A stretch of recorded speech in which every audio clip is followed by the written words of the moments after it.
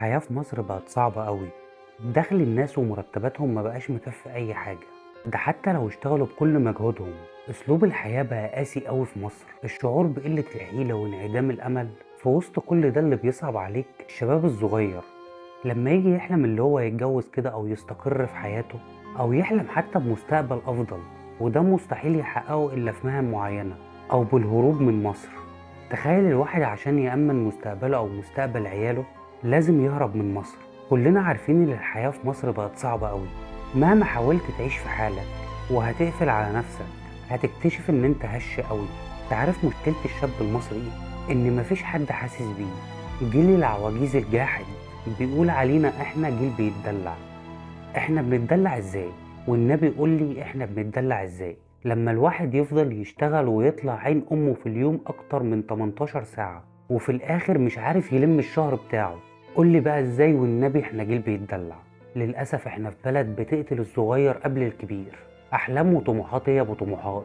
إحنا حتى مش عارفين نحلم. اهرب يا صاحبي لو عايز تحلم. تخيل معايا كده، عشان تحلم لازم تهرب. عشان تعيش حياة كريمة لازم تهرب. لا إما في مصر بقى كريمة نفسها مش عارفة تعيش فيها. مصر للأسف بقت المقبرة بتاعت أحلامنا. مصر أم الدنيا ديت ماتت من زمان. انت عارف اللي يحرق الدم ايه؟ إن المسؤولين في مصر بيعملوا ده عن قصد. مفيش أي اهتمام بالشباب المطحونين. من الآخر يا صاحبي، اهرب عشان تعرف تعيش حياة كويسة. اهرب عشان تعرف تحقق أحلامك. اهرب عشان تعرف تعيش. أبسط حاجة إنك تعيش حياة كويسة وتتجوز ويبقى عندك وظيفة ودخل كويس، وده مش هتلاقيه هنا. اهرب يا صاحبي. حسبي الله ونعم الوكيل في كل اللي وصل الشباب في مصر لده.